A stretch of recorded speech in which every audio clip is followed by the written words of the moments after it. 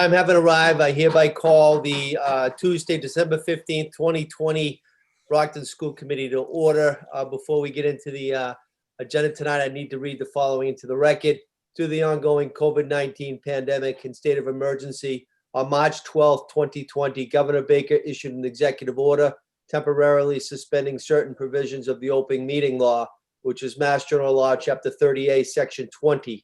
Pursuant to the order, public bodies are temporarily relieved from the open meeting law's requirement that meetings be held in public places, open and physically accessible to the public, so long as measures are taken to ensure public access to the body's deliberation through adequate alternative means. This meeting will be held this evening and will be accessible to the public via Brockton Community Access, Brockton Public Schools website, which is as follows: www.bpsma.org, YouTube, and Comcast Channel 12. The public can also access this meeting via the following link: www.youtube.com/TheBrocktonChannels. I also need to read the following into the record before we take a roll. Information to be read into the start of the school committee. The school committee agenda was updated yesterday, December 14th, 2020, to reflect an added executive session, and that this executive session was added as an emergency amendment to the posting. So school committee members, we will be having an executive session this evening tonight. I also would like to just read the roll if we could to open it up. Chair Sullivan says yes. Vice Chair D'Agostino. Yes. Ms. Azak. Yes. Mrs. Mendez. Yes. Mr. Minicello. Yes. Mr. Rodriguez. Yes. Mrs. Sullivan. Yes. Mr. Sullivan. Yes. Thank you. We do have an appropriate quorum, and we have established a quorum. I will now use my trusty small American flag. I will stand and we will salute our American flag.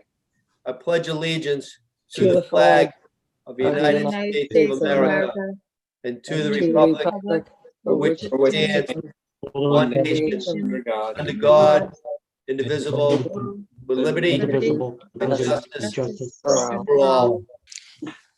Members of the school committee, I am going to humbly ask that we take Dr. Rick Herman out of order tonight. As I told you, Dr. Herman has done a deep dive on the metrics, but he has a family conflict this evening. So Dr. Herman is listed under the agenda item 4, report of superintendent of schools, and it's subsection A, and it's the second one down. Is there a motion, please?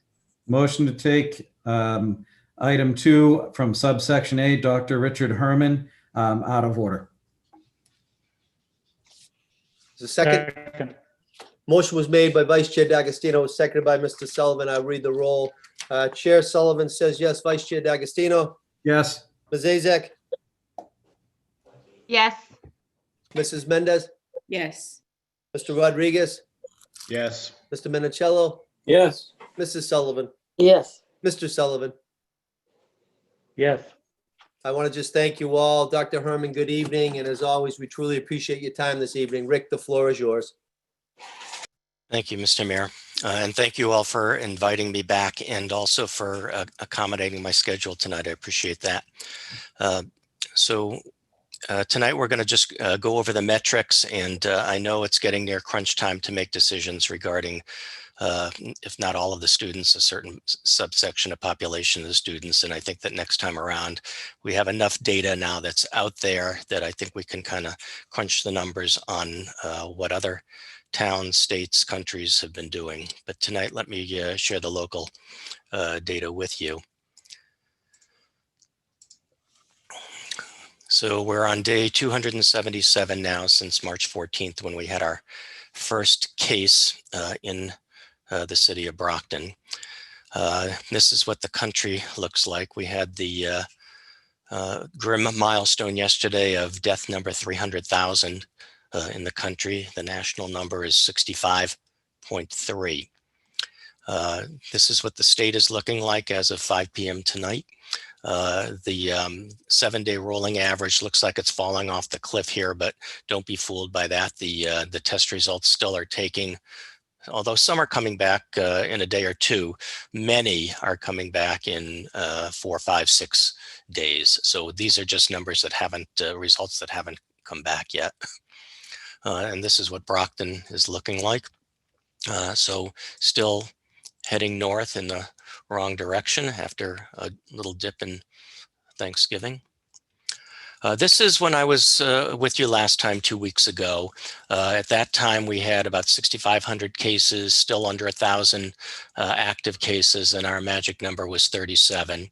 Now, as of tonight, the dashboard that I'm publishing tonight, we're really up to 7,500 cases, 1,500 active cases. You can see here how they've gone up. The hospital is up hovering around 50 cases, which, as I mentioned last time, is about the tipping point for 15% of hospitalized patients being COVID patients. So the hospitals are feeling the crunch. And our number, if it were calculated today for a 2-week period ending 5 days ago, would be 73.2. And the state average is around 50. Well, the state average last week was 50. Now, as I said, it's probably up closer to 60 or 70.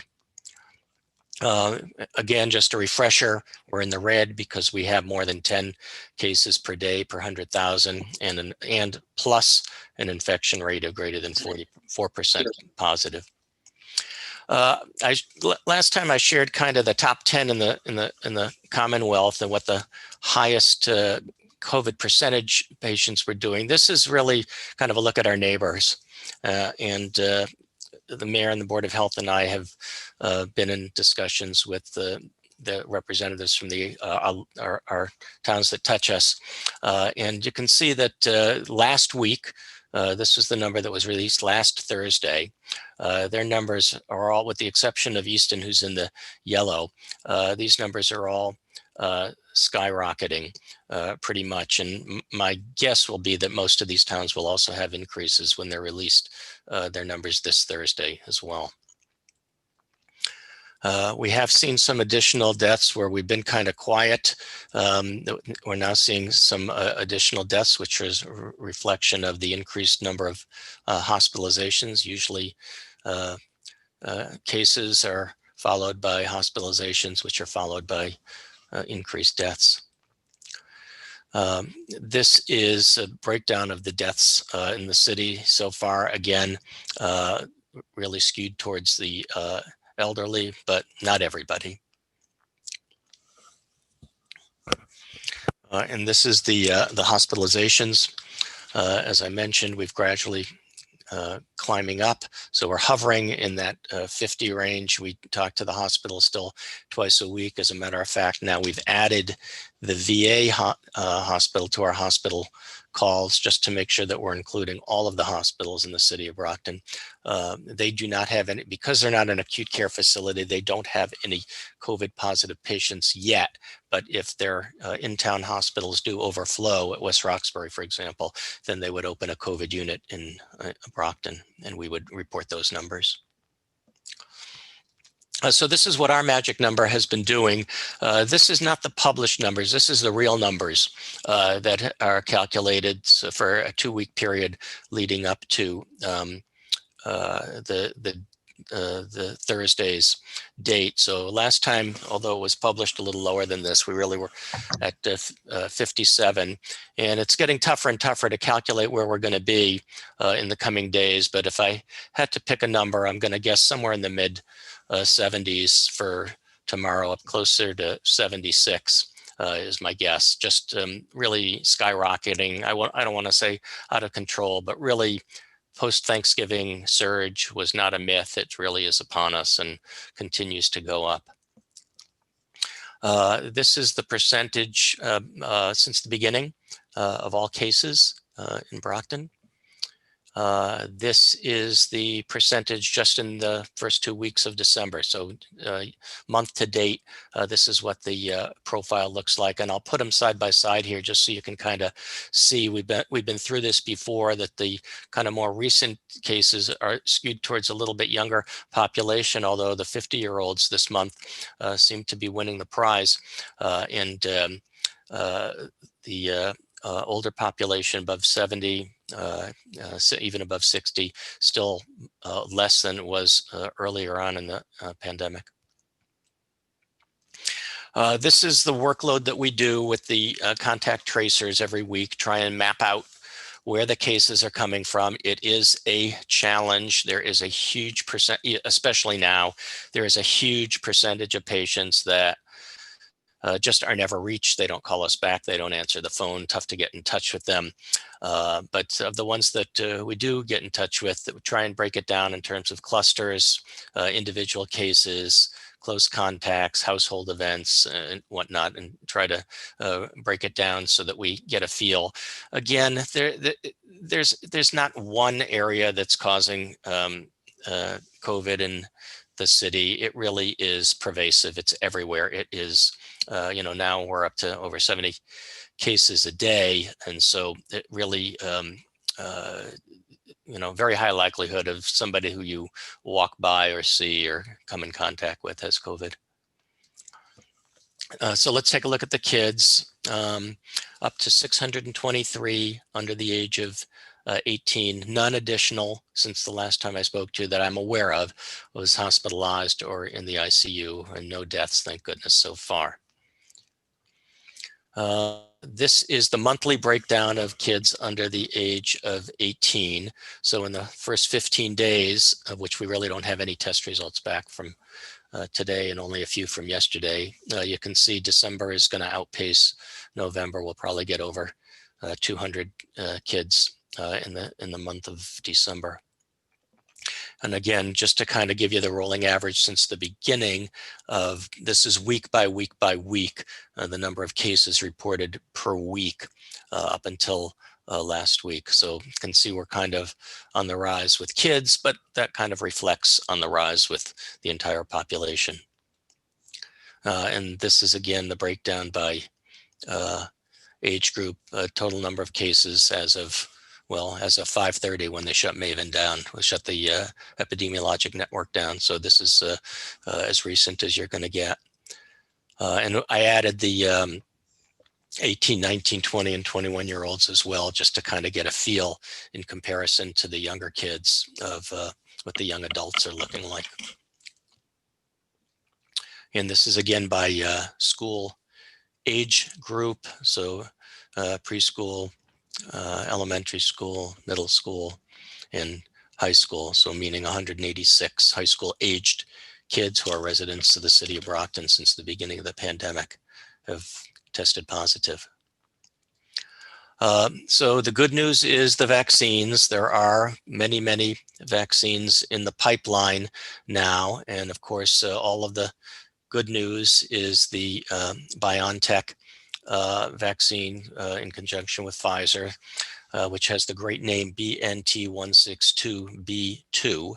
They can't name these things until they get really approved. And since it only has emergency use, it has to go by its funky name. But it has arrived in Brockton. And I'm not sure if sleeves have been rolled up yet in the city, but it's going to be starting either soon, if it hasn't already. And healthcare workers and long-term care facility residents are going to be getting a shot.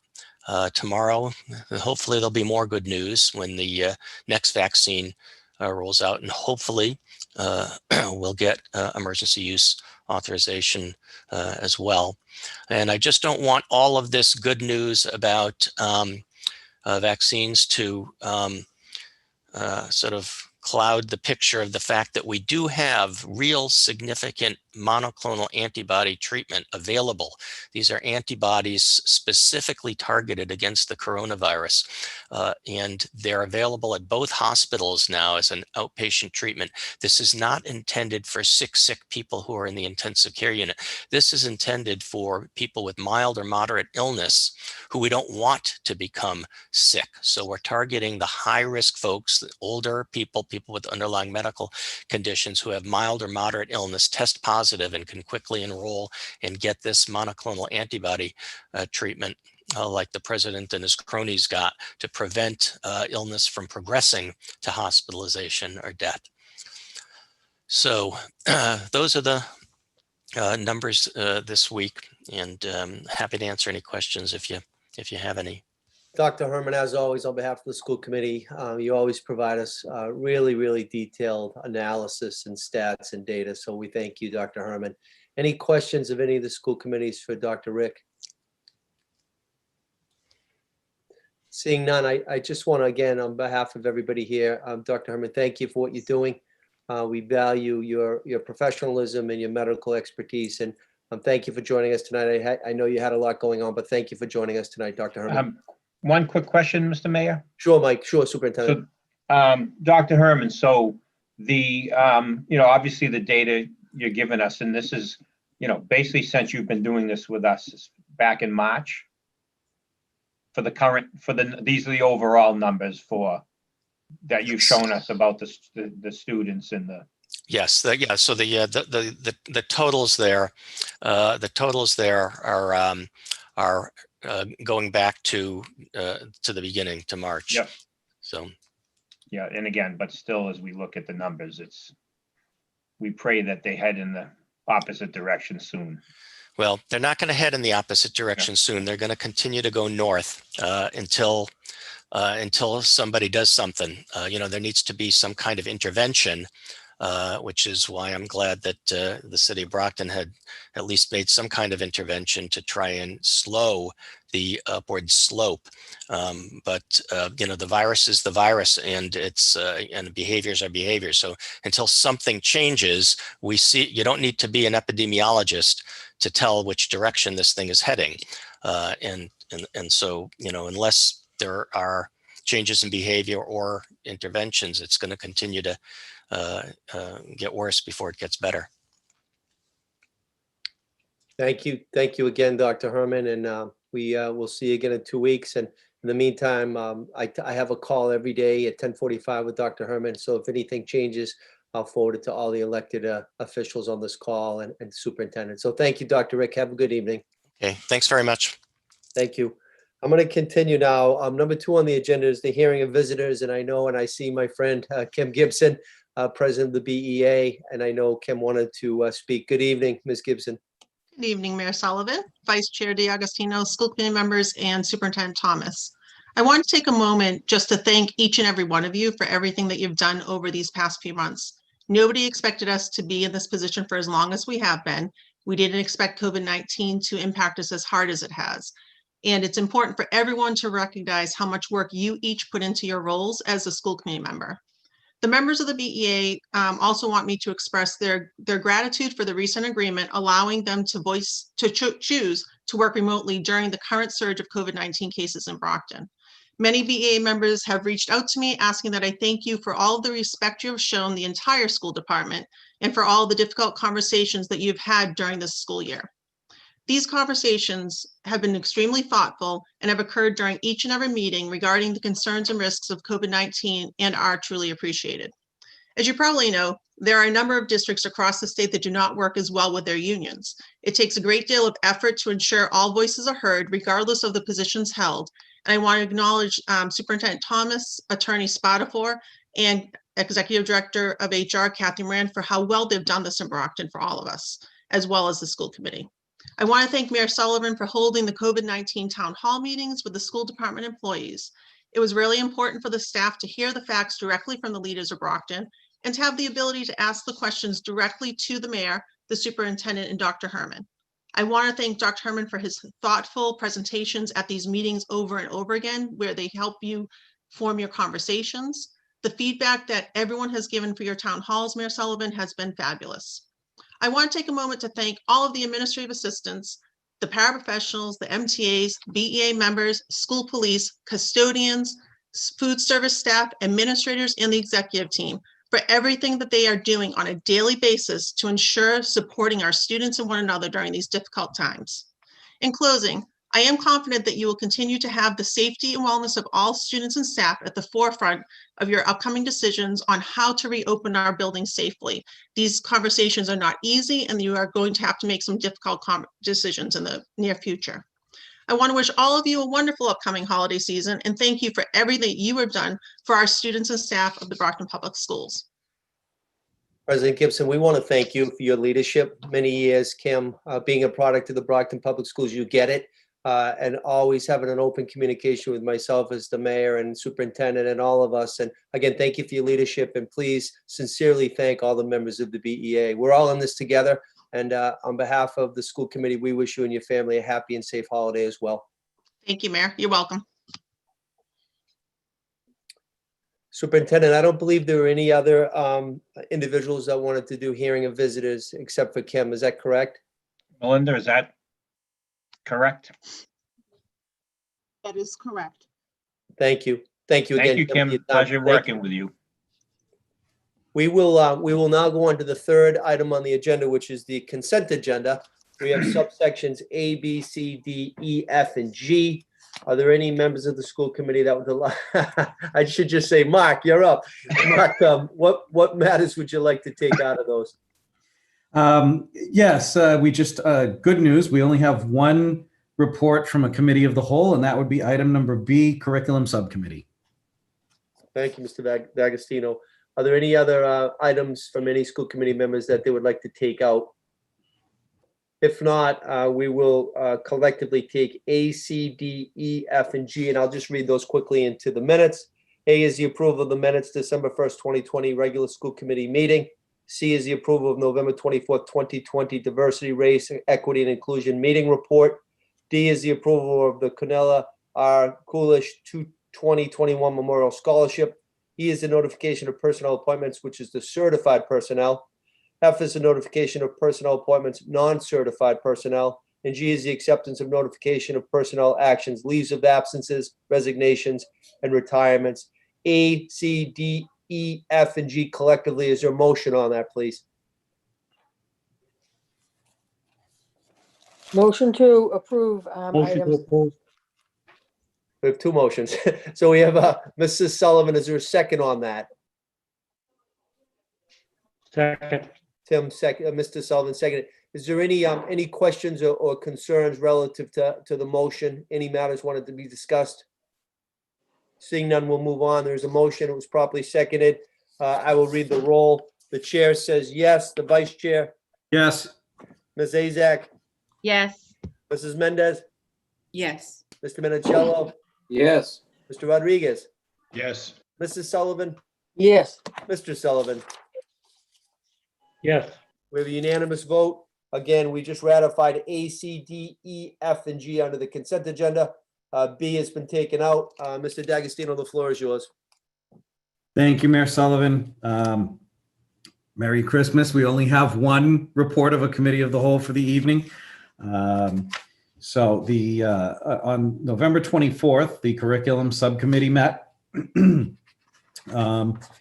And we had on the agenda that evening, item 1 was the presentation of school-based strategic improvement plans. We saw presentations from the Downey Elementary and East Middle Schools. The first presentation was from the Downey Elementary School, and they shared a PowerPoint with us, and I'll just highlight a couple of items, their vision statement, the redesign team, stakeholder engagement, then BPS closures due to COVID-19 concerns, and then combined with that, the planning for a safe and supportive return once it's time to do that. They also shared with us their 4 turnaround practices: leadership, shared responsibility, professional collaboration, intentional practice for improving instruction. And then school culture and climate. The committee had the opportunity for questions and answers and comment. Next up was a presentation from East Middle School, and they shared a presentation with us and just highlighting a few items from that. Turnaround plan and background history, summer of 2019 transition, then how they started the 19 to 20 school year, then their turnaround practices, professional learning communities, turnaround practice 2, common lesson planning and feedback, turnaround practice 3, effective data collection and student success teams, and practice 4, school culture and climate. They discussed with us COVID-19 considerations for the 2021 school year, revisions to the 2021 plan, and then additional communication efforts from the school. The committee had the opportunity for questions and answers. There was some discussion on some elements of the presentation. Finally, under other business, there was a question asked and discussed regarding remote extra help opportunities for students, and Dr. Soraya de Barros shared with us those opportunities. The mayor thanked Linda Cahill and Rick Herman for all of their efforts and support, especially during the recent town hall meeting. The meeting was adjourned. And that is all I have for the evening, and that is the report of the November 24th Curriculum Subcommittee meeting. Thank you, Mr. Vice Chairman. Any questions relative to that matter from any of the members of the committee? Seeing none, I'm going to entertain a motion relative to that matter, please. Motion. Good. Motion was made by Mr. Rodriguez. Is there a second? Second. The second by Mr. D'Agostino and Mr. Sullivan. We will now do the roll. The chair, Sullivan, says yes. Vice Chair, Yes. Ms. Azak, Yes. Mrs. Mendez, Yes. Mr. Minicello, Yes. Mr. Rodriguez, Yes. Mrs. Sullivan, Yes. Mr. Sullivan. Yes. Thank you, everybody. Yeah, it was unanimous. It passes. We conclude the consent agenda. We will now go on to agenda item number 4, which is a report of our great superintendent of schools, Mike Thomas. Mike, the floor is yours.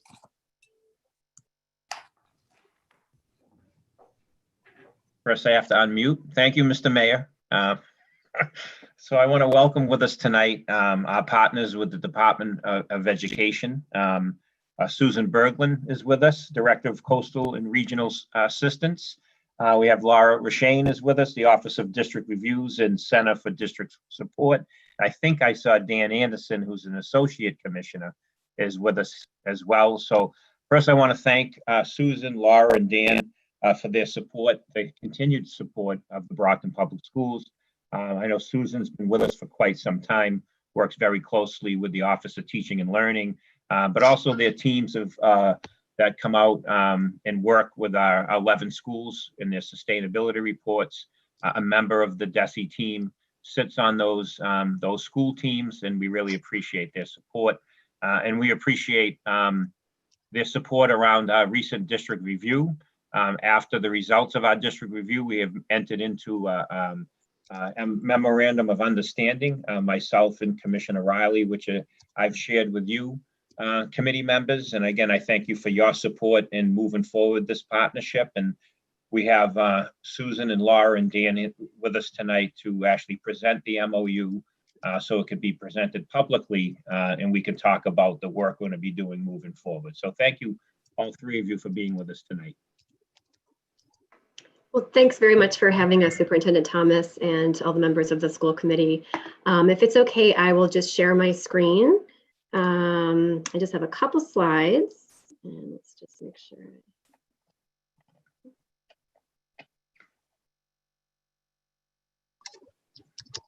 Get this set up the right way. Does that look okay to everyone? Can you see the first slide? Yes. Okay, great. So, so again, my name is Laura Rashane, and I manage the Office of District Reviews. And I just wanted to speak for a few minutes about this partnership that the Brockton Public Schools and the Department of Elementary and Secondary Education have established. We're very excited about this. We feel like this is a really exciting time in the district's work. So I won't go into too much detail about the MOU because, as Superintendent Thomas said, I think you've all seen it. But I just wanted to talk a little bit about the key features of this partnership and go into a little bit more detail around the district improvement planning process, which is a central part of that MOU of our partnership. And then touch also on the role of the school committee in this improvement initiative. And Susan and Dan and I are happy to answer any questions that you have as well. So very plainly stated, the goal of this partnership, which is a sort of a mutual agreement that we've embarked on, is to improve outcomes for all students in Brockton. I think not only the district review that occurred recently, but also I'm sure all of your analysis and understanding of the district really shows that this is a critical need. And this is really the goal of our work together. And in order to achieve that goal, the department is asking the district to implement a district-wide improvement strategy that is coherent and ambitious. A key piece of that is developing a new district improvement plan. And we'll speak a little bit more about that in a moment. We're also including, as part of this work together, coaching for the executive leadership team to support district leaders as they develop and implement this district improvement plan. And this partnership also includes ongoing support and monitoring from the department. So very soon, in the coming weeks, the district will be embarking on the development of a new district improvement plan. This is a real moment of opportunity, I think, for the district. And the process or the model that will be used is called Planning for Success. This is a model that has been developed by the department and honed and used in many different types of school districts throughout the Commonwealth. It's a very inclusive process, and so there will be sort of a planning team established with the support of an external facilitator. And that planning team may be an existing district team within the Brockton Public Schools, or it might look a little bit different. But basically, the idea is to really include a very wide representation of different folks from across the district, from the school committee to the school level, classrooms, family members, to make sure that the resulting plan really represents the perspectives and the hopes of many different stakeholders. But the process will include several steps that will involve analyzing a range of data, identifying the root causes of key challenges in the district, as well as identifying strengths to build on.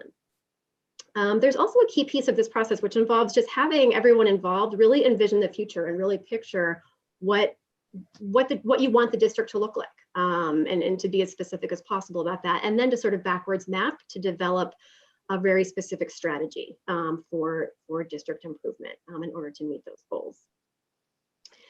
So as you've seen, if you had a chance to look at the memorandum of understanding, there are certain elements that the department is asking the district to include in this improvement plan. And these are, I think, very well aligned with the findings of the district review report. So probably not surprising. So first of all, we'll be looking at the plan to ensure that it addresses systems for using data. We will have school on Thursday. At all levels. So the school committee, at the district level, at the school level. And we'll also be looking for specific strategies that are in the plan designed to strengthen curriculum and instruction and educator evaluation. The plan will hopefully also include, again, very ambitious, specific steps to improve support for both students with disabilities and English learners. And the plan also will address the steps that the district will take in order to eliminate inequities in discipline outcomes and to continue to implement positive behavioral approaches.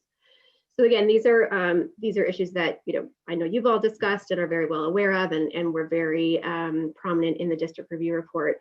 And this is not an exhaustive list. So again, as the district stakeholders come together to identify what the goals and the objectives are and the initiatives in the plan, I'm sure it will include many other elements as well.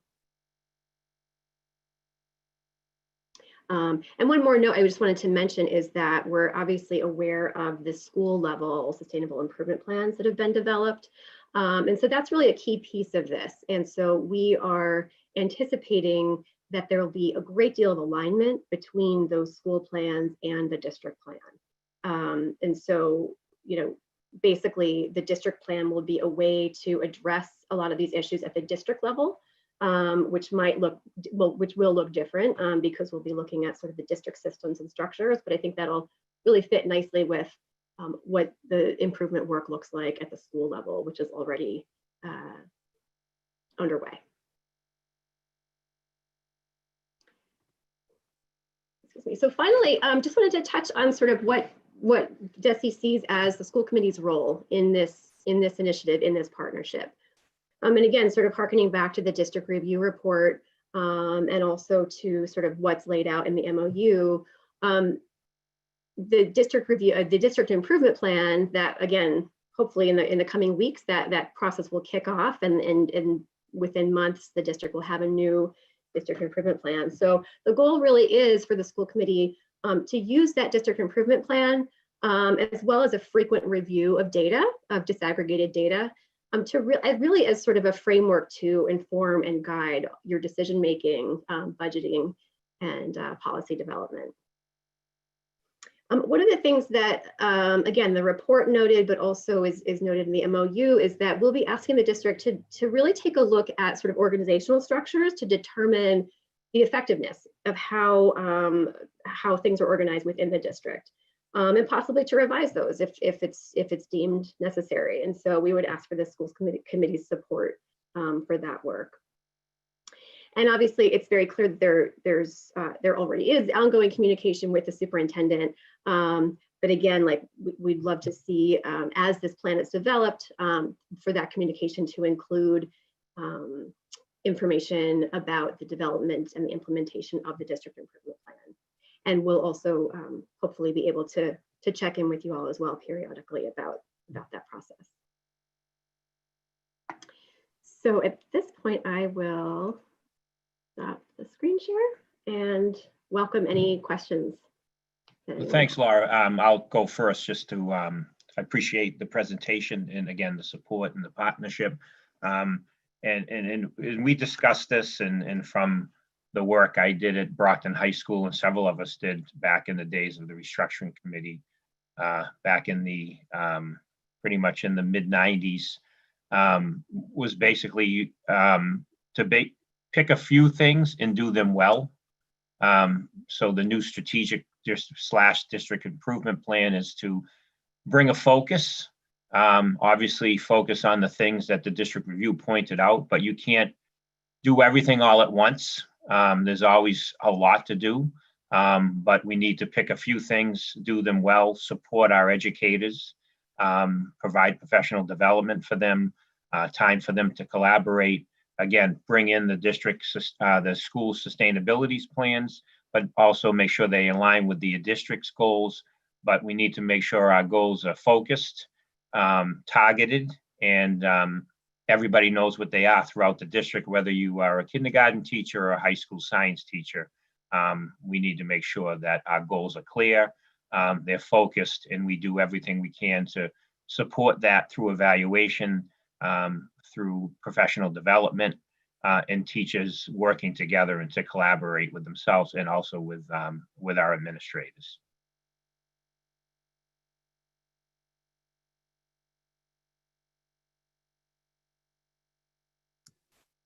Thank you, Mr. Superintendent. Any questions for any of our guests and colleagues and partners from DESE by any members of the school committee at this time? Mr. D'Agostino, Vice Chairman, please. Not a question, but I did just want to comment and say, you know, as you mentioned, you know, a lot of this is stuff we're aware of from the district review, and you know, there's and the superintendent's right. Pick a few things, do them really well, take it a little bit at the time. But so I know we have a lot of challenges and a lot of work ahead of us, but I'm confident that not just this committee, but this district is very much up for the challenge, and we will, you know, rise to the occasion and, you know, make sure that we, you know, work hard to bring better outcomes for our students. Thank you, Mr. Vice Chairman. Any additional comments or questions from members of the school committee? Well, I just want to, first of all, thank each and every one of the partners from DESE as we continue to work together and with a shared vision of a better system for our young students and our staff. And again, I just truly want to thank you for taking the time to join us tonight. Mr. Superintendent, thank you. Yeah, so yeah, I appreciate Susan, Dan, and Laurie, appreciate you coming. Again, we appreciate the partnership. There's a lot of work to do moving forward, but with the support of the school committee and the way we work together as a team, as an executive team, with our educators and also with our union, as Kim spoke about earlier in the hearing of visitors, of the partnership that she has with the district. We always work well together and for the most important goal is obviously improving outcomes for our students and supporting our families. So we really appreciate the partnership in moving our work forward with the department. And again, we're working with wonderful people, and I can't say enough about my meetings with them and the meetings that they've had with the team, and we'll continue to do that. And again, I look forward to the work. Likewise, thank you very much. Thank you all. Enjoy the holidays. Yes, Thank you you as too. well. Thank you. Thank you. Bye-bye. Mr. Superintendent, we will continue to move on your report. Thank you. So we'll go back to revisiting the reopening plan. Obviously, we heard from Dr. Herman, and we have a report from the policy subcommittee meeting. I know Mr. DiAugustino can give us an overview of that, and our discussions of bringing back our students with disabilities. And I know that, after Dr. Herman's report, you see that and you say, oh man, there's no way we're bringing anybody back to school now. And that's why, obviously we've gone into a situation where we're allowing, members of our staff to work from home. But I think it is important for us to have a target date and then look at that date every week. And obviously have Dr. Herman back. Again, we're obligated to look at dates and consider return dates first for our students with disabilities, and then obviously our youngest learners, and how to phase other students in.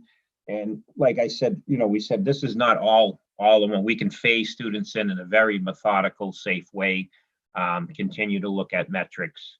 But this is not, you flip the switch and half the students are back in the schools and we're full running with a hybrid model. I think it has to be done in a very methodical way as we welcome students back into our schools, work with our educators to make sure everything is safe and make sure people feel comfortable, because there's a lot of work to do that go beyond the academic work. It's about supporting our students social and emotionally, and supporting each other as staff members to make sure there's a culture of support, because again, students have not been in school for a long time, and we have to make sure when they are brought back, it's done in a safe manner and it's a very supportive manner. So I'll let Mr. DiAugustino give us an update from our discussions during our policy and subcommittee meeting that we just had.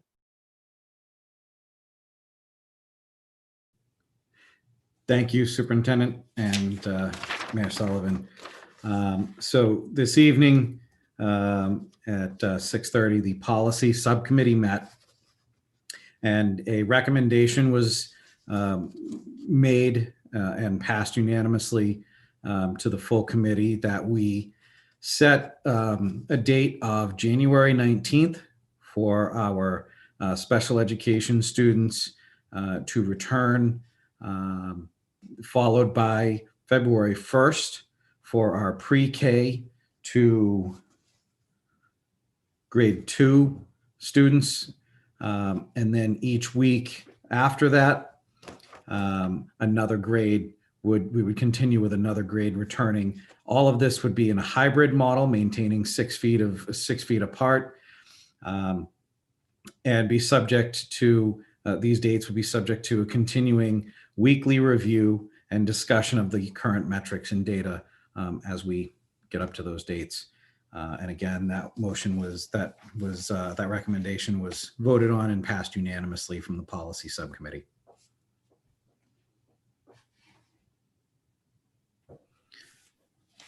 Thank you, Mr. Vice Chairman. Superintendent.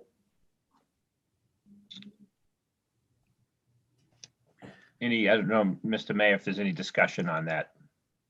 Any questions or comments or anything at all from members of the school committee? Seeing none, we'll move on. Thank you, Mr. D'Agostino, for summarizing. So does the committee have to take an official vote at this meeting?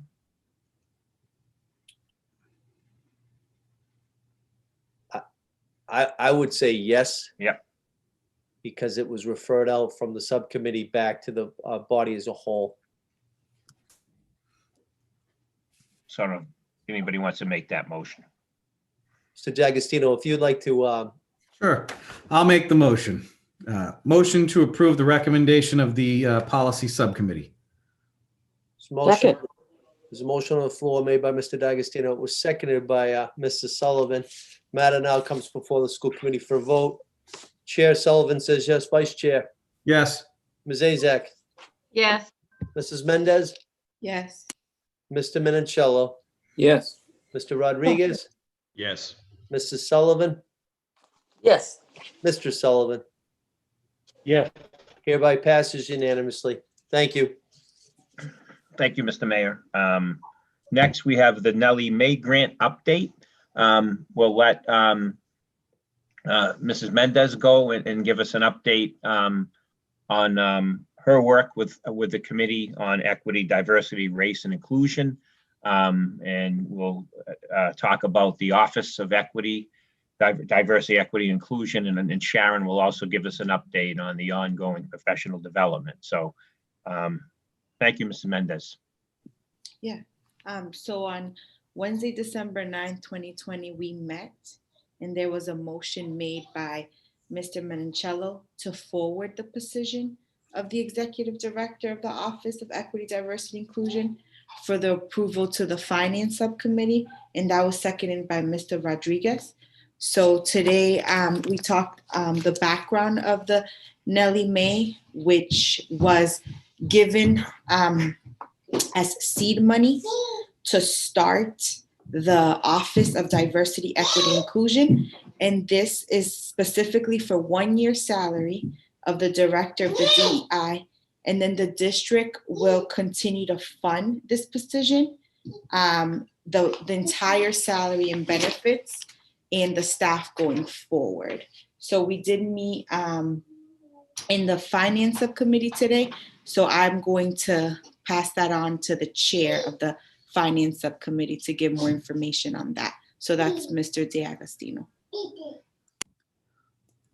Okay, if that's all right with the chair, I can give a report of the finance meeting. Okay, Absolutely. thank you. Thank you, Mrs. Mendez. So the Finance Subcommittee met this evening and we considered a motion or a recommendation from the Diversity, Race, Equity, and Inclusion Subcommittee to allocate some of the money from the Nelly May grant towards an executive director position. It's the, I apologize, I will find my notes here.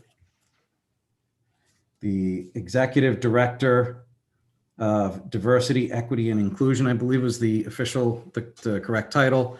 And the Finance Subcommittee made a unanimous vote to allocate between $130,000 and $150,000 at the request of the superintendent. And obviously that range will be subject to the resume and the experience of the person who ultimately is hired for that position. And again, the Finance Subcommittee voted unanimously to give that a favorable recommendation to the full committee. And we need a motion. Need a motion on that. Is there a motion, please?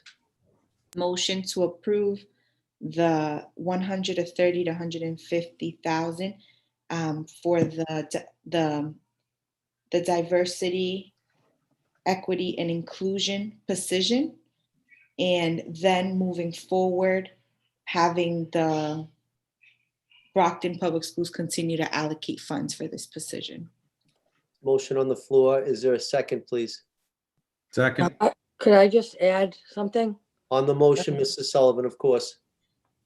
Okay, I thought we were going to review each year. I thought we had that in the motion previous, that we were going to review each year for the salary, because it's only covered in the grant the first year.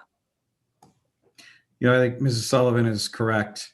I think we had a little bit of a discussion that, right, after this first year, we would, under finance, and when we review the budget, include that in the budget.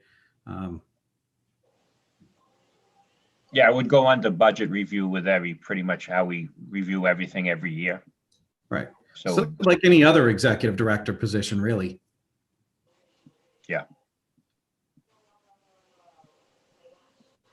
So I think Mrs. Sullivan makes a good point. So I think that Mrs. Mendez should just incorporate that clause into the motion just to capture that. All right, so I just want to include part of that motion, that would be a yearly review for that executive director of the diversity, equity, and inclusion position. Proper motion's been made. Is there a second again on that revised motion? Can I just make another comment, Mayor? On the motion, Mrs. Sullivan, please. Just the reason why I'm saying it is I've been on this committee almost 8 years and I've seen some very deep cuts to this district. So I think we have to caution with, what we're spending money on, because very, very deep cuts over 6-7 years. So that's why I would like it included that we are reviewing it. Because as we know, we still have not seen any of the SOA money. Thank you, Mrs. Sullivan. Thank you. So there is a motion made by Mrs. Mendez. Is there a second? Mr. D'Agostino, did you second that? I can't recall. You did. So motion made. It was properly seconded. Motion was stated into the record. I'll read the roll now. Chair says yes. Vice Chair? Yes. Ms. Azak? Yes. Mrs. Mendez? Yes. Mr. Menoncello? Yes. Mr. Rodriguez? Yes. Mrs. Sullivan? Yes. Mr. Sullivan? Yes. I think Tim said yes. Tim, did you say yes? Yes, I did. Okay, thank you. Thank you. That's a unanimous vote and it passes. Thank you very much, Cynthia, for that. We can continue, Mr. Superintendent. Yeah, Mr. Mayor, I just want to not understate the moment that this is historic night for the Brockton Public Schools to add this in position of the highest level. Executive director is essentially an assistant superintendent. It shows the school committee's commitment to equity, diversity, and inclusion work. It shows the commitment of the school district and my team to this very important position. And I think it's a historic night for the Brockton Public Schools. And, I'm thrilled. It was one of my goals to come in to have this, create this office. And I can't understate how important this is for the school district and as the community as a whole.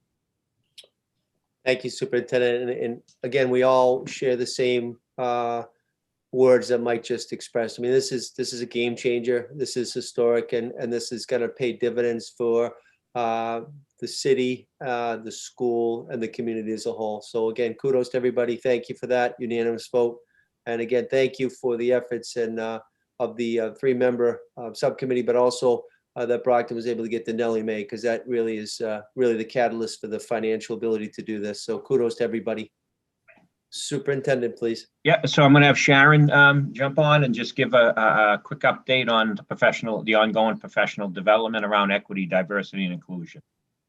So good evening, everyone. And I want to echo the superintendent and say thank you in supporting the work that we're doing related to equity, diversity, and inclusion, and including this position in our district. It will really support the work. And for those of you who were at the meeting earlier when Principal Campbell presented his turnaround work and their commitment to the work of the diversity committee with the equity checklist included in their turnaround plan and the materials that they're using. This is really vital work to our district, and to have someone who is full-time dedicated to supporting the work and all of the different levels of the work is really going to be fabulous.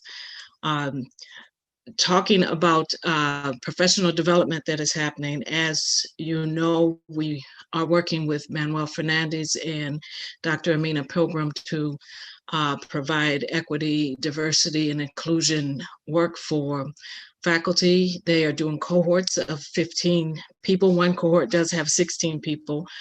So they are working with 45 educators right now with an 8-week program that runs once a week for each cohort for 2 hours, and they are delivering that professional development, and will continue to do so after that cohort will run a second round after February vacation. We also have Dr. Moran has put out the ad for the Cornell course, Diversity and Inclusion. So we are currently having 100 educators applying for that opportunity to continue taking those courses or begin taking those courses as well. Excuse me. So the work around equity, diversity, and inclusion continues. We're looking at it through the lens of engagement with remote and moving toward hybrid. What is that going to look like when kids return to school, and how to support and continue that work once we start welcoming children back into our buildings. Thank you, Sharon. Thank you, Ms. Walder. Any questions for Sharon? Seeing none, we'll move on. Thank you again, Ms. Walder. Oh, I'm sorry, Cynthia. Ms. Mendez, please. Mrs. Mendez. I'm sorry, I don't have any questions. I just want to thank Sharon. I just want to reiterate that she's supported me a lot, especially on the subcommittee. As we know, she has been doing a lot of this work, her and a lot of others, but I've worked closely with her, and I just want to publicly thank her for her consistency and also her empowerment to empower those around her. Thank you, Mrs. Mendez. Absolutely. Mr. Superintendent, please. Next, winter sports. We had a meeting last week under policy to approve winter sports. That's basketball, swimming, and basketball, swimming, and ice hockey were their sports that we're allowed to, and gymnastics that are allowed to go forward in this winter. And we needed to take an official vote tonight to just to certify that vote of the policy subcommittee that took last week. Thank you, Mr. Superintendent. Is there a motion made by any member of the committee relative to what Mike just talked about, winter sports? Motion to approve the recommendation of policy subcommittee relative to allowing winter sports. Second. So motion on the floor by Mr. D'Agostino was properly seconded by Mrs. Sullivan. We will now take the roll. Chair says yes. Vice Chair. Yes. Ms. Azak. Yes. Mrs. Mendez. Yes. Mr. Minicello. Yes. Mr. Rodriguez. Yes. Mrs. Sullivan. Yes. Mr. Sullivan. Yeah. Hereby passes unanimous. We also want to thank Athletic Director Kevin Cairo for his efforts and guidance on this as well. We'll continue, Mr. Superintendent. Thank you. So tonight we have Dr. Soraya DeBarros, the Director of Community Schools. We also have with us Melissa Shepard, who is the Director of Extended Day Programs, Coordinator of Extended Day Programs. They are overseeing a tutoring program, which we discussed during one of our curriculum subcommittee meetings. So I wanted to bring them before you tonight so they can explain that program and the benefit it is for our students in school. So thank you, Melissa and Soraya, for being with us tonight. Thank you for having us. Thank you for the opportunity to showcase a very successful program. And like you said, Superintendent Thomas, Melissa is the coordinator of Extended Day. She is also the coordinator of Project Grad. But during this time, she has assumed another hat, which is also I'll put it as the coordinator of, for now, of remote tutoring. So go ahead, Melissa. Oh, thank you. Good evening, Mayor Sullivan, Superintendent Thomas, and members of the school committee. We're very proud to be here tonight and very proud of this program. Thank you. So we will be sharing a PowerPoint with you. I just need to do the screen sharing here. Give me just a second because this is getting in the middle.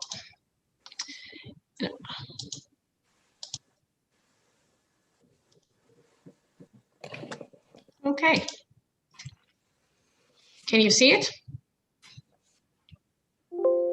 You can see it. Okay, perfect. Okay. So thank you again for the opportunity. The need for the program, we're very excited about this program and how it all started. And like Superintendent said, it started out of a conversation that we had over the summer. So, and for as long as we can remember, this is a service that parents have longed for. They have asked for this. And during this pandemic and during the school disruptions, we have seen that there's a growing interest in tutoring as a national solution to combat COVID-19 learning loss.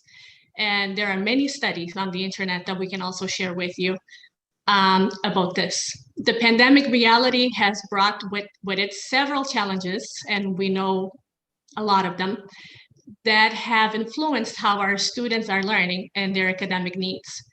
And the other thing is the financial anxiety and the uncertainty from the pandemic, coupled with the need for social distancing, which has diluted the role of the classroom in student learning and increased the burden for parents and caregivers at home. So the magnitude of all these challenges has augmented the need for us to identify and look at cost-effective solutions to help to ensure that students do not experience any more learning loss.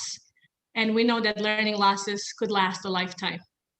So many research indicates that when it comes to interventions that can help students get back on track, tutoring is a better option because it reliably helps students catch up.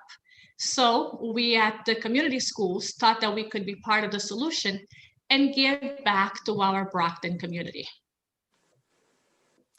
So the tutoring program, the basis, the foundation of the whole program is it's really catered to the needs of our students.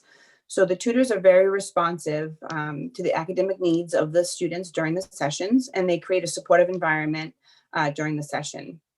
The tutors support guided reading, mathematical concepts, writing prompts, targeted skill practice, and homework support. And the students book weekly appointments and have developed relationships over the last 8 weeks with a rapport with many of our tutors. So here's the program in a nutshell. We operate 4 nights a week, Monday through Thursday, for 3 hours a night. We're catered to student needs. We are staffed, the program is staffed by licensed teachers and also support staff who have bachelor's degrees, many of whom also have teaching licenses. We offer one-to-one appointments, and this program is free of charge for our families. So this table here gives you a summary of the services that we offer by grade level. So as you can see, we have quite a vast offering for all the different levels of grades in our district.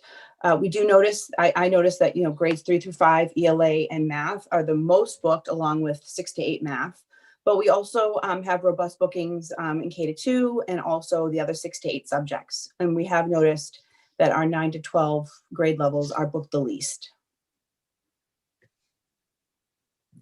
So this was a brand new program. So obviously we needed to do an advertising blitz to get the word out there. So we continue to work on that, and we have it posted on the community schools website, as well as the Brockton Public Schools homepage under Family and Support Services. And we have a website link that is our bookings page. We have it posted to the community schools Facebook page. We've arranged for a weekly text message to go out to all district parents on Mondays to remind them, and it also includes a link to the website. And we've contacted all the principals and the guidance department to recommend and share details about the program. So just a brief overview, tutoring by the numbers. This program was launched on October 19th. So just about 8 weeks ago. And in the last 30 days, we have had 1,702 appointments. And that's a whole lot of appointments. 579 recurring customers. And we have an average of customers coming back at least 3 times to look for our services. We have 53 tutors, and out of those tutors, 42 are licensed teachers. They are staff that work in the Brockton Public Schools, and 11 of them are support staff with bachelor's degrees and experience working in the BPS classrooms. And they also are either have or are working on having a teaching license. Continue with the numbers, and you know I like numbers. So you can see 52 tutors, and starting right here on number 28, the pie chart, you can see that on Mondays we usually have 28 tutors, on Tuesday 31, on Wednesday 27, and on Thursday 36. So we have it more or less divided by the whole week. And we're very thankful for the tutors that we have and for the amazing job that they do every day. So, and you can see the weekly bookings, how many bookings we have per night. Now, we're working from 5 to 8, Monday through Thursday. So on Mondays, we have an average of 112. On Tuesday, 124. On Wednesday, 108 bookings, and on Thursday, 144. So the total of bookings available per week is 488 families. So we are helping an average of 488 families per week. Continuing with the numbers, in the first 4 weeks, we had 488 appointments booked. And we are glad to inform you that our program was sold out. You probably know about it because we got lots of phone calls from principals, from parents. As soon as one day opened up for bookings, people were going in and making sure that they booked the appointments. We had parents that were booking 3, and Melissa can tell you more about that, but 3 to 4 appointments per week, and we had to manage it so that it would be fair for everyone. But we were happy, and we are happy that the program is sold out. For the last 4 weeks, we have had an average of 400 appointments per week, and the attendance has been between 80% to 90%, and we have been extremely creative in how to keep the attendance up, and we can talk about it later on.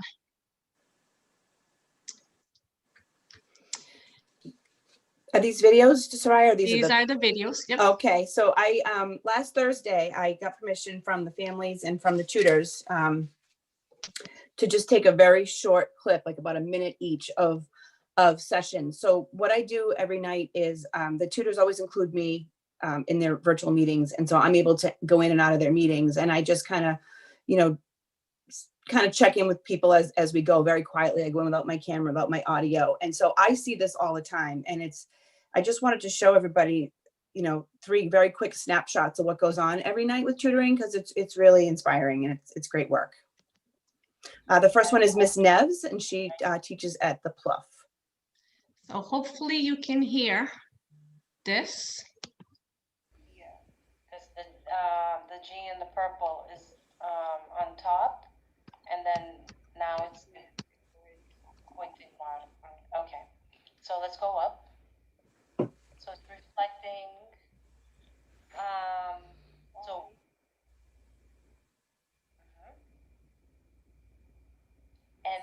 And each line it's counting by 1 here, I think. 1, 2, 3. Yeah, it's counting by 1s. So where would the line of reflection be?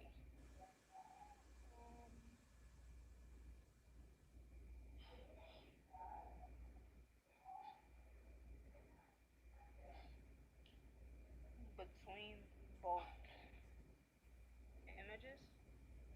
And where would that line be?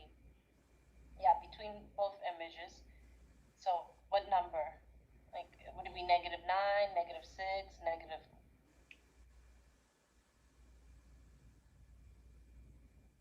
-9. Okay, another one.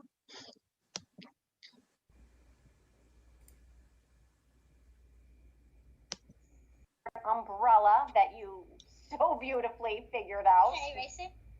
Oh, I'm sorry, I did. All right, so here's the word you're trying to figure out now. All right, so let's take a look. All right, let's take a look. You know what happens? Yes, how did you figure it out? I went and then I put them together. Yes, you did. So you stretched it out, right? So do you see that little word on? And then what's this little word here? Test. Test. So great readers, when they're reading, another strategy they sometimes use is look for little words within big words that you know. So you knew the word on and you knew the word test. So all you had to do was add that C sound. And then I went like, and then I just knew it. And last one.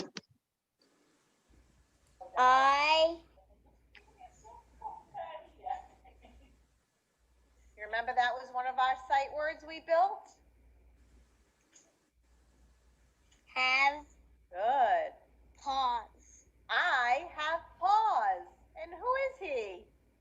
Dog. He's a dog. Look how cute he is. Yeah, all right. My mom wanted to have a dog. Oh, I would love to have. Yeah. All right. How about this page? And so I just wanted to mention, so the first one was a middle school appointment. So I often see screen sharing, going over, math problems.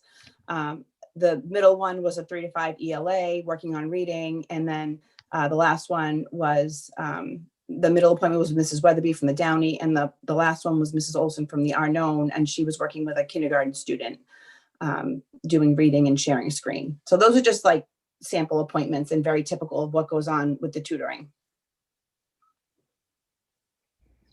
Hold on, now I need to move out of there. And one thing, what we have noticed is that parents appreciate and also teachers appreciate the fact that it's one-on-one.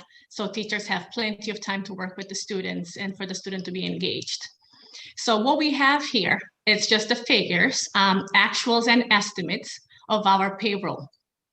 And as you can see, the 4 rows on top, those are the actuals. We have worked on those on the payroll so far. So far we have spent about $57,000 on payroll. And if we keep the same number of teachers, the same number of staff, by the end of our program, which we think will be May 28th, we will be spending about $300,000. And again, this is free of charge for every parent, for every family. And as long as we can do it, at the community schools, we can do it, we will continue to do it. And I see that Superintendent Thomas is nodding his head, so that's a good thing, right? We will, because like I said, it's a service that we're giving back to the community, okay? So we wanted to share with you what the process is and how parents can access these meetings and these appointments. So Bookings is one of the apps that's part of the Microsoft 365 suite.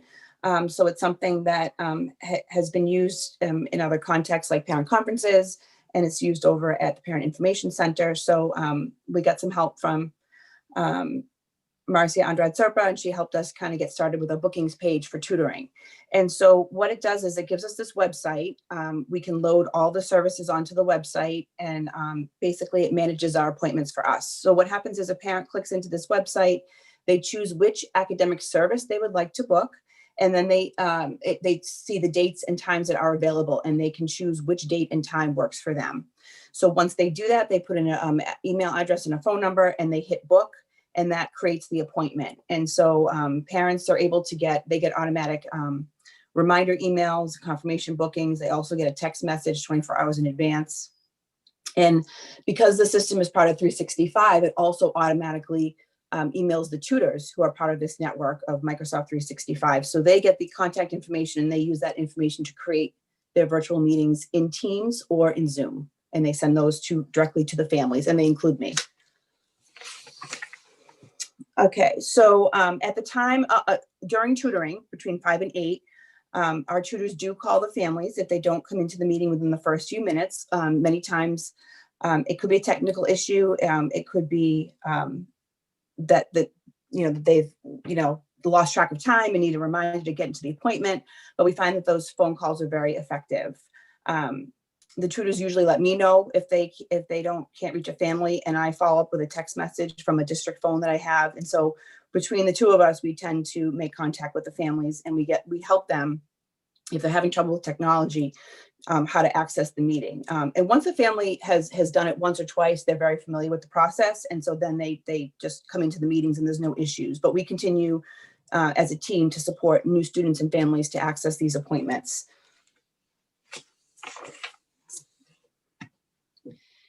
And Melissa just said that we continue as a team.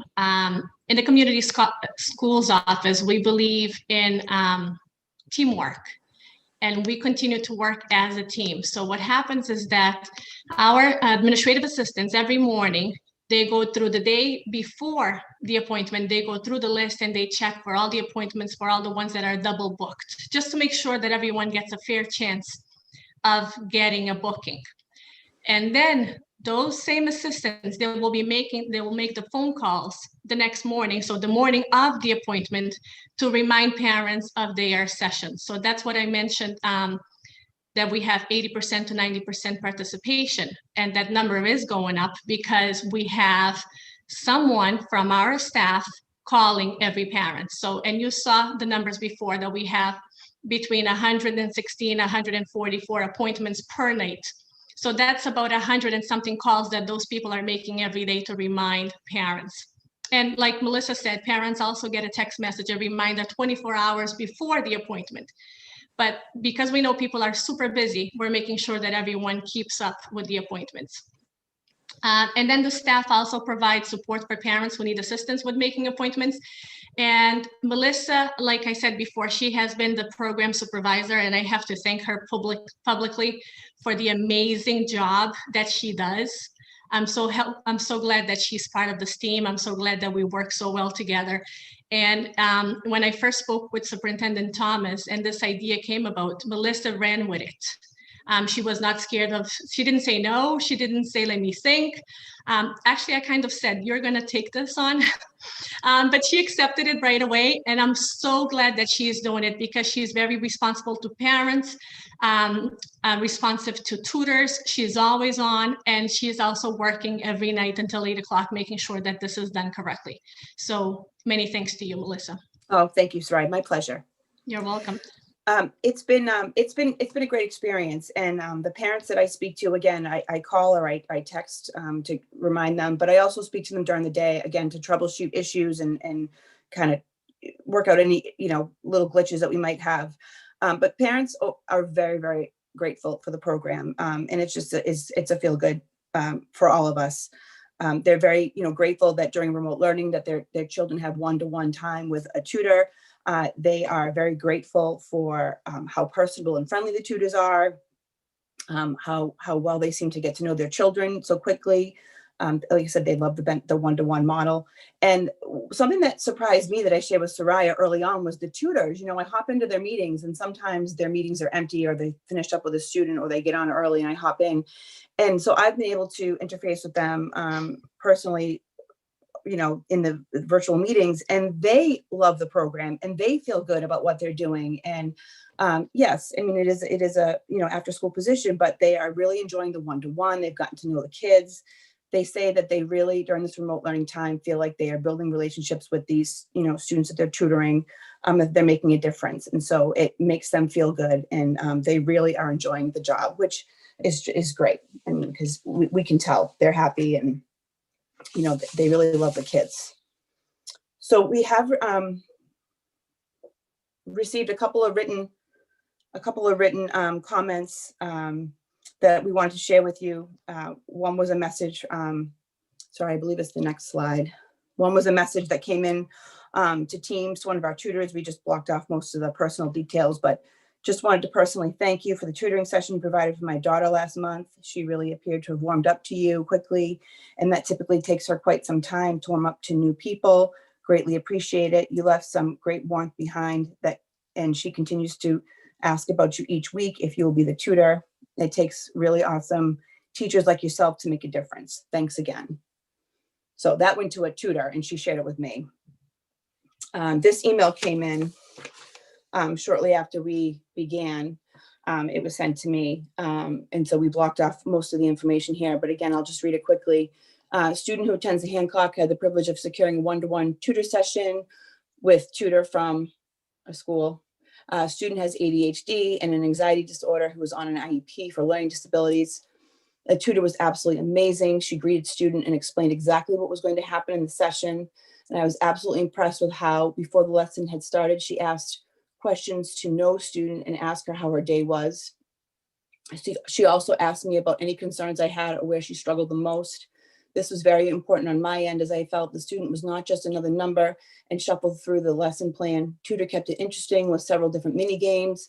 And when she noticed student disengaging, she automatically took notice and suggested students stand up and move around while still participating, which she did. Tutor showed grace, compassion, patience, and understanding during the session. And although she had never met student, she was able to connect with her within a short space of time. By the end of the lesson, student begged to have more sessions with her, but unfortunately teachers are picked at random.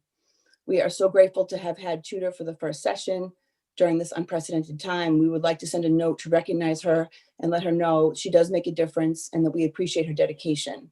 Thank you, Tutor, and we hope to have you again for another session. Thank you, Melissa. So we are already getting ready for session 2, which will start on January 5th and it will run through May 27th of 2021. We will be eliminating the last hour, the 7:15 appointment. It is booked the least and too late in the evening for the elementary students. So only 3 appointments per night. We a job ad for ESL support was just posted this past week. So we'll add ESL support to the menu of services, trying to reach more students as well. And we'll also add homework help for grades 3 to 5. Melissa just read that a parent wanted to choose that same tutor again. So this time we are going to allow parents to choose the tutor at the time of booking. So if they have worked with tutor 1, they want to work with that same tutor, they can do that. So that will strengthen the connections and rapport that already have been developed. And students, families will be allowed to make 2 bookings in whatever subject they would like. So if they want 2 math sessions, they can have it. If they want 2 English sessions, they can have it. And we'll be using Teams.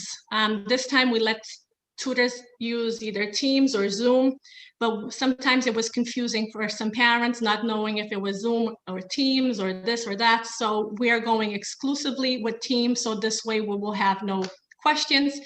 And lastly, the supervisor, the program supervisor will be, can be reached at Brockton Tutor. So that's a new email that we have instead of Melissa getting all the email that she has been getting. Okay. Partnerships. We at community schools, and I saw that Mr. Bass is also here and he loves to hear this. We work in partnerships because we believe that together we're stronger. I usually say that we don't work in silos. We need each other in order to do well. And like Melissa said, we have leaned on many people to make sure that this would work. And this is a successful story for the Brockton Public Schools. So many thanks to our superintendent who has been great and has been always there for us. For our tutors, the 53 of them who have been amazing. To the staff of the Brockton Community Schools, Melissa Shepard as the supervisor, Kelly O'Connell, Nancy Feynman, Patricia Nicholson, they have been our administrative assistants making the calls to parents every day. Mr. Bass, who has been with us through it all. We love working with him. We have a strategic planning team, a committee, and we have met several times and we're working on great things. You'll be hearing from us soon. June Saber-McGuire as well. I didn't mention it before, but we just got let me go back. We just got an entitlement grant that can help with tutoring. So June was the one who forwarded that to us. So we appreciate that. Marcia Andrade Serpa for helping us figure out the beauty of working with bookings. So we appreciate that. Kelly Jones for always being there and so forth and so on. Michelle Bolton, who has been amazing. Kevin DePonte with he's very tech savvy. He has helped us all along. Jess Hodges, Alyssa, who just came in, Karen Watts, and the Brockton family. So we thank everyone for helping us, for being with us, and we appreciate working with you. And like I said, this is a success story. And that's it. So I'm going to stop sharing. Superintendent Thomas. Any questions first of all, thank you, Soraya, Melissa, and the team. Thank you for the hard work of putting this together, keeping it going. I also want to thank the teachers and the support staff for tutoring. We know that remote learning is a very long day. You know, just for me sitting in front of a computer and I'm not teaching is a long day. So for teachers and support staff doing it, it's an extremely long day, much longer than mine. And for them to then dedicate their time after school in late hours to support our students and tutor them. It's amazing. So I thank again the staff, you and the staff, for putting this all together and working with our students. Thank you. So I don't know if there's any questions for Soraya and Melissa.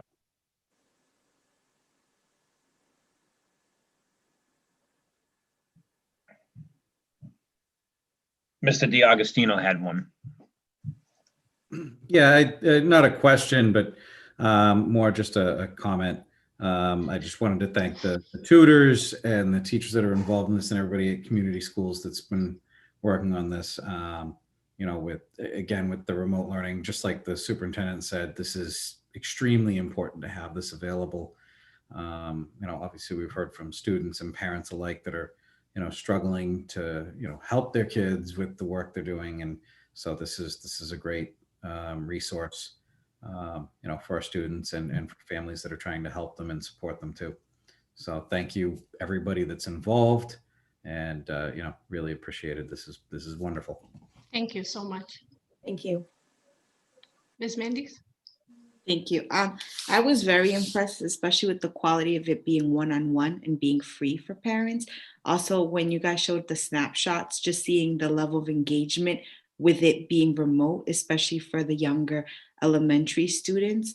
I did have a question about, you guys talked a little bit about the appointments of the phone calls when either parents forget or they're not showing up. When they do not show up, is that appointment completely lost, or is there a waiting list that someone else can take that opportunity?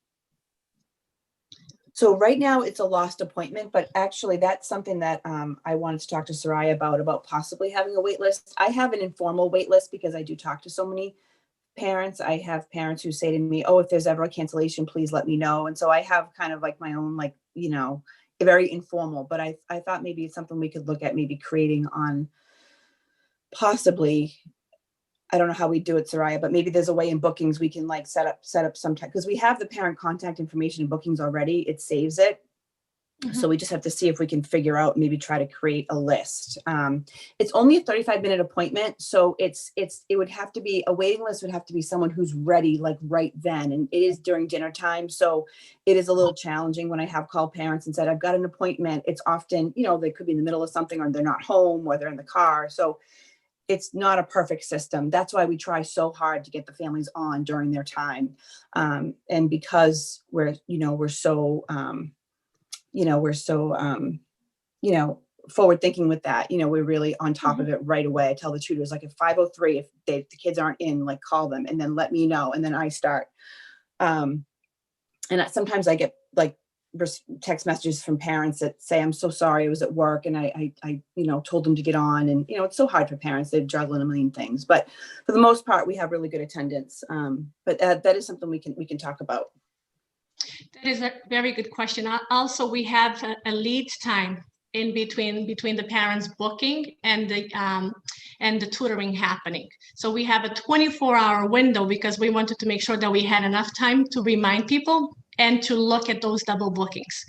So, and we want the teachers, the tutors also to know and to schedule their day and know that they are supposed to work, that they have bookings to work with.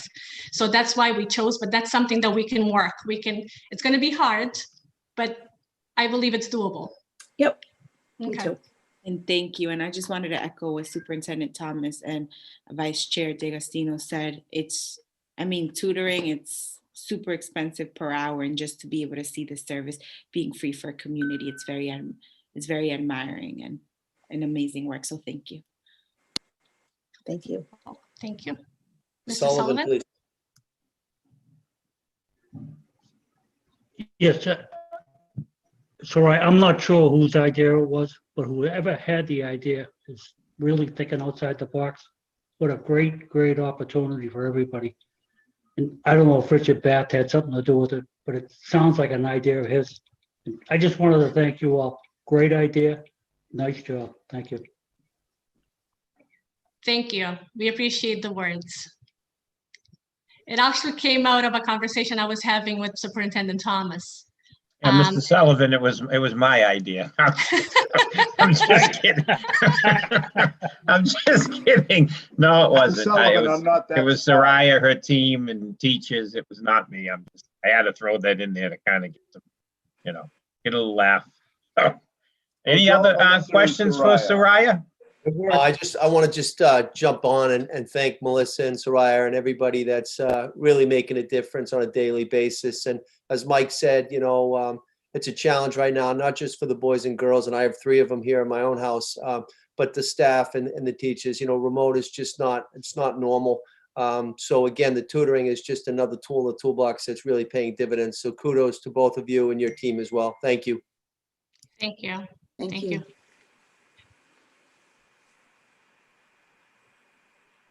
Thank you for having us. We appreciate this and the opportunity to showcase this program. So thank you and happy holidays to everyone.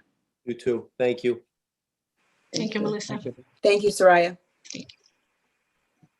Mr. Superintendent, we'll continue on the agenda. Thank you.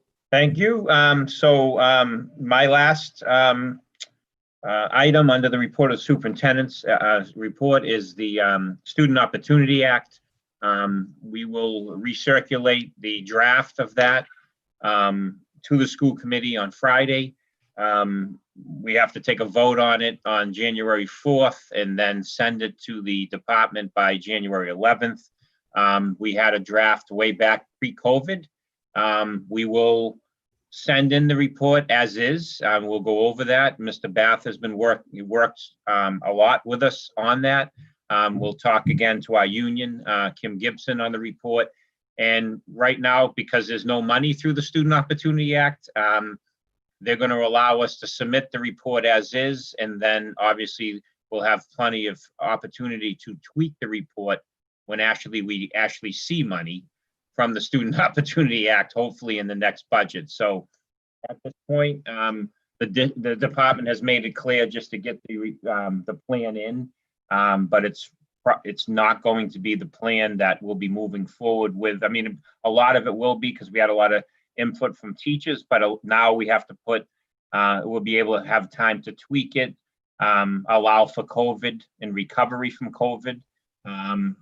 And now that we have the money through the Nelly May, we want to look at putting some money in the budget for equity, diversity, and inclusion. So again, there's going to be a lot of work on the Student Opportunity Act. We will get the plan in, but obviously there'll be plenty of chances throughout the spring to tweak it. And the Commissioner Riley made that clear in our meeting last week. So we will put that back to you on this Friday's packet, and then we'll review it with the executive team. I'll review it with Kim Gibson again. And then we'll vote on that on the January 5th meeting. I don't know if there's any questions around that, but that's not something, again, that we really need to deal deeply into again until we get to the spring. We'll actually have meetings again with stakeholders because we'll be probably revamping the plan drastically as we move into post-COVID times and how we're going to support our students, our families, and our educators. So there's a lot that needs to be changed in that.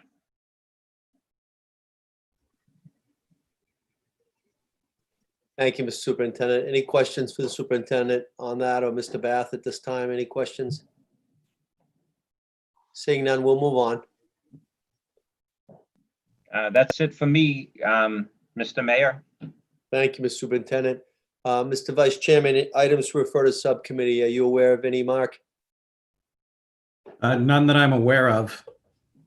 Mr. Superintendent, are you aware of any? No.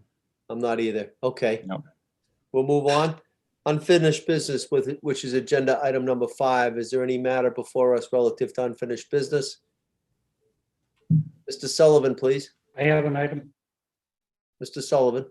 Yes, I'm not sure if this is the right place, but on December 9th, 2020, at 5:15 p.m., a meeting took place. That meeting was the Security, Safety, and Transportation Subcommittee meeting. Chair of the subcommittee is Tim Sullivan, member Joyce Azak, member Tony Rodriguez. All were present. A motion was made by Ms. Azak to authorize the superintendent of Brockton Public Schools, Michael Thomas, to send a letter to the mayor, Robert Sullivan, requesting appropriations to build our own busing transportation network. Motion was seconded by Mr. Rodriguez. The chair took a roll call vote. Tim Sullivan, yes. Joyce Azak, yes. Tony Rodriguez, yes. The vote was approved and the motion was unanimous. We are moving this motion favorably to the full school committee meeting. Also at that subcommittee meeting, we were informed that the DOJ and the COPS School Violence Prevention Program has awarded to the Brockton Public Schools a grant, a total of $500,000 to update all the schools, doors, locks, and radio. Also present at the meetings was Aldo Petronio, Chief Financial Officer, and Dr. Jim Cobbs, Executive Director of Operations. Thank you. Mr. Sullivan, do you want to make a, it was referred out positively by all the three members, right, relative to the letter. So matter now comes before us. Does anybody want to make a motion relative to what Tim said, where Mike would send a letter to myself relative to requesting an appropriation? I make the motion. Second. There's a motion on the floor. It was properly seconded. I'll read the roll. Chair says yes. Vice Chair? Yes. Ms. Azak? Yes. Mrs. Mendez? Yes. Mr. Rodriguez? Yes. Mr. Minicello? Yes. Mrs. Sullivan? Yes. Mr. Sullivan? Yes. Hereby passes unanimously relative to that matter. Relative to the grant, Mr. Superintendent, would we need to take a vote on the second matter that Mr. Sullivan stated? No, not at this time. No, there's no vote needed for that. Mr. Okay. Mayor. Thank you. Thank you. Tim, thank you for that summarization. Any other matters relative to unfinished business? None. Seeing none, we'll move on to number 6 on the agenda, which is new business. Any new business before Mr. Superintendent, please? A couple of quick ones. I sent a notice out to parents today just to let them know about snow days now.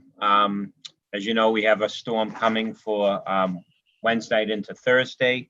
Because we're into full remote learning, we will continue that. So there'll be no cancellation for a snow day unless there's widespread power outages. Obviously, if there are power outages throughout the city, we would then have to cancel the day. I put that in my message, but if we do not have power outages, we will have school a full day of remote learning, which is pretty much no change for us. Again, we would cancel if there is widespread power outage. So I just want to let the committee know that. And then just to remind the committee that we had to postpone the superintendent awards. Families were contacted today. Melinda will send you a new invitation. Those awards are for the top 4 students at Brockton High School that are given out by the Mass Association of School Superintendents. Those were changed from Thursday at 11 o'clock to Monday at 11 o'clock. And Melinda will send an Zoom invitation for those of you that can join us. And then finally, I want to graduate 1998 Brockton High graduate Manny DeBarros for being named the new basketball coach at Brockton High School.